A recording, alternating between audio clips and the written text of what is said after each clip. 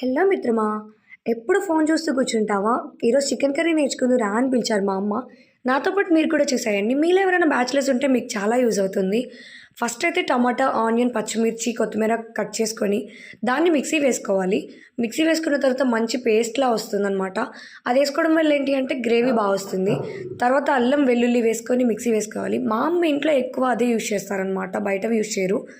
ఒక ప్యాన్ తీసుకొని అందులో ఆయిల్ వేసుకొని మసాలా దినుసులు వేసుకోవాలి. ఆ తర్వాత అల్లం వెల్లుల్లి పేస్ట్ వేసుకొని పచ్చి వాసన పోయేంత వరకు మిక్స్ చేసుకోవాలనమాట దాన్ని.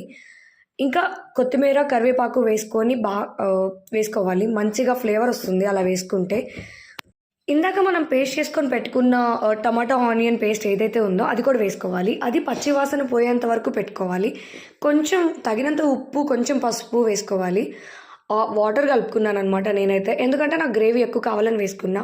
ఆ తర్వాత క్లీన్ చేసుకొని పెట్టుకున్న చికెన్ వేసేసుకున్నాను.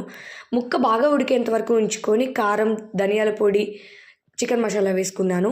ఆ తర్వాత లాస్ట్‌లో కొత్తిమీరతో గార్నిష్ చేసుకున్నా. మీరు ఈ వీడియోని ఫస్ట్ టైమ్ చూసినట్లయితే సబ్స్క్రైబ్ చేయండి.